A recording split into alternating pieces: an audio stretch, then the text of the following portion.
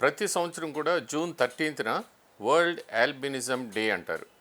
ఈ world albinism డేకి ఎందుకు ఇంత ప్రాముఖ్యత సంతరించుకుందంటే, చాలామంది ఈ ఆల్బినిజం అంటే శరీరం అంతా కూడాను తెల్లగా అయిపోతూ ఉంటుందన్నమాట. నార్మల్ స్కిన్ కలర్ ఉండకుండా వీళ్ళు శరీరం తలభాగం నుంచి అరికాళ్ళ వరకు కూడాను తెల్లగా అవుతూ ఉండటం వలన వాళ్ళు కొంచెం ప్రత్యేకంగా కనిపిస్తుంటారు. తర్వాత వీళ్ళలో ఏమి లోపాలు ఉంటాయి ఇవన్నీ కూడా మనం మీకు తెలియడానికి కొన్ని విషయాలు మీకు చెప్తాను.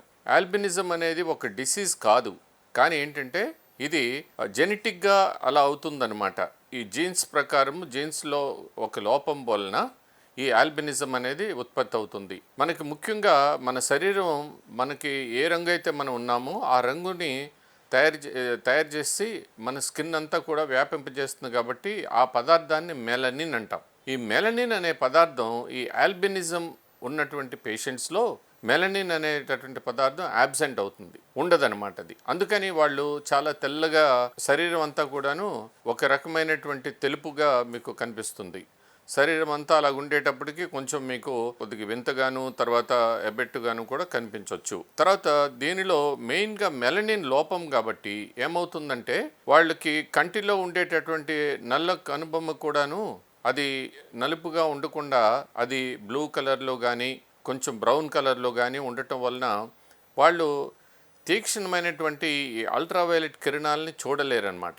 సో కాబట్టి మీరు ఎప్పుడన్నా ఈ ఆల్బినిజం పేషెంట్స్ని మీరు చూస్తే తెల్ల పొడ కానీ తెల్ల మచ్చలు ఉన్నటువంటి వాళ్ళని చూసినప్పుడు మీరు అన్నీ కూడా ఆల్బినిజం అది కాదు, పూర్తిగా శరీరంలో ఎక్కడ కూడా ఏమాత్రం చోటు లేకుండా అంతా తెల్లబడిపోతేనే అది ఆల్బినిజం అనమాట.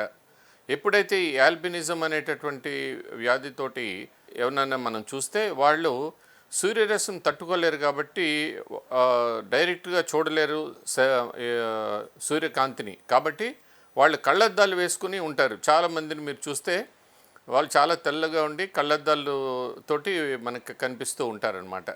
కాకపోతే ఏంటంటే వాళ్ళల్లో ఏమాత్రం వేరే లోపాలు ఏమీ ఉండవు. వాళ్ళు ఇంటెలెక్చువల్గా అందరిలాగానే ఉంటారు, చదువు సంధ్యల్లో అన్నీ కూడా బాగానే ఉంటాయి. కాకపోతే ఏంటంటే సూర్యరశ్మిని తట్టుకోలేరు. తర్వాత ఈ సూర్యరశ్మిని తట్టుకోలేకపోవటం వలన వాళ్ళకి సన్ నుంచి కొద్దిగా ఇబ్బందికరంగా ఉంటుందన్నమాట. అందుకని వాళ్ళు బయటికి వెళ్ళినప్పుడు కంపల్సరీగా సన్ స్క్రీన్ వేసుకోవటము, అప్లై చేసుకోవటము, తర్వాత కళ్ళకి చల్లని కళ్ళద్దాలు పెట్టుకోవటము, ఇది చాలా ముఖ్యం అన్నమాట. సో జాగ్రత్తగా కాపాడుకుంటే ఈ ఆల్బినిజం ఉన్న వాళ్ళకి నార్మల్ లైఫ్ స్పానే ఉంటుందన్నమాట.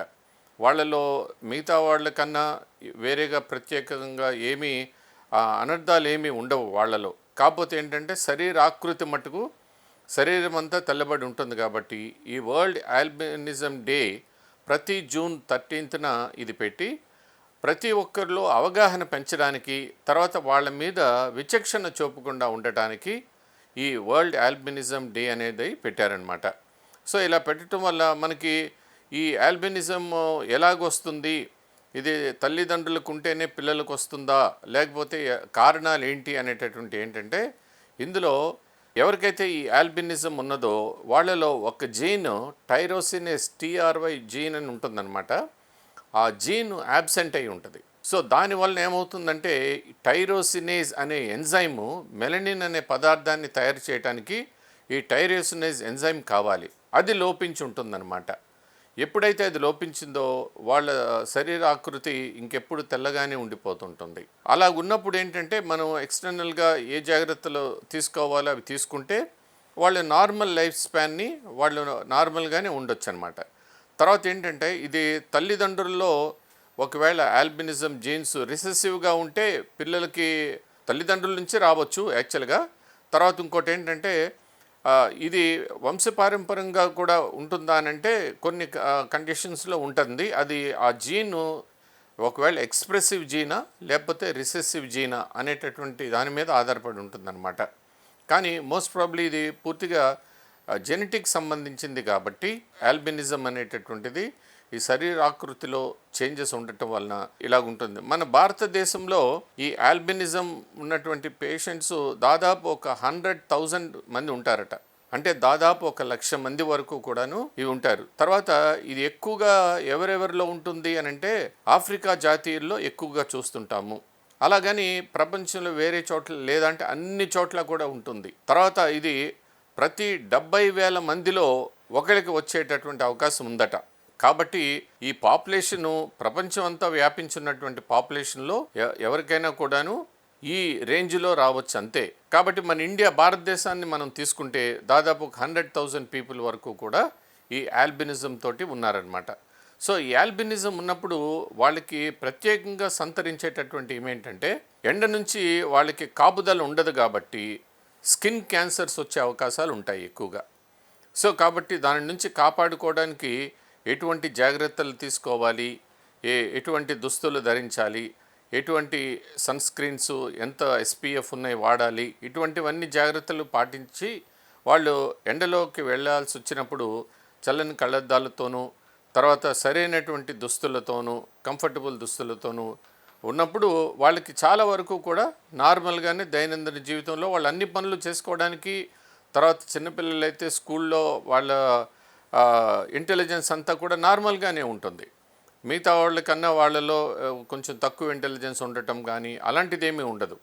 కాబట్టి ఈ ఆల్బినిజం గురించి ఎక్కువ మందికి అవగాహనని మనం పెంపొందించడానికే ఈ వరల్డ్ ఆల్బినిజం డే అనేటటువంటిది జరుపుకుంటాం అన్నమాట. ఇది ప్రతి జూన్ 13వ తారీఖున ప్రపంచం అంతా కూడాను వరల్డ్ ఆల్బినిజం డేని పాటిస్తారు. మన దేశంలో కూడా మనం ఇటువంటి వాళ్ళు ఎవరన్నా ఉంటే మనం వాళ్ళని మంచిగా చూడటానికి, తర్వాత వాళ్ళు ఏదో ఒక వింతగా ఉన్నట్టుగా మనం వాళ్ళ ఎడల బిహేవ్ చేయకుండా ఉండటానికి, తర్వాత వాళ్ళని కూడా ఆదరించి మనలో కలుపుకోవటానికి, వాళ్ళకి ఏమి కావాల్సిన సహాయాన్ని మనం చేయటానికి, వీటన్నింటినీ కూడా అవగాహన ఇవ్వటం. చిన్నపిల్లలప్పటి నుంచి పెద్దవాళ్ళు వాళ్ళకి చెప్తే చిన్నపిల్లలకి వాళ్ళేమి వింతగా ఉండే మనుషులు కాదు, వాళ్ళు కూడా మనలాంటి వాళ్ళే, వాళ్ళలో శరీరంలో ఒక జీన్ యొక్క లోపం వలన వాళ్ళు అలాగ ఉంటారు కాబట్టి వాళ్ళని మనం సరిగ్గా చూడాలి, తర్వాత వాళ్ళని ఏమాత్రం కూడా విచక్షణ చూపకూడదు అనేటటువంటిది పెద్దవాళ్లలోనూ పిల్లలలోనూ కూడా ఇది ఎక్కువగా మనం స్ప్రెడ్ చేయటం కోసమే మనం ఈ వరల్డ్ ఆల్బినిజం డేని పాటిస్తున్నాం అన్నమాట.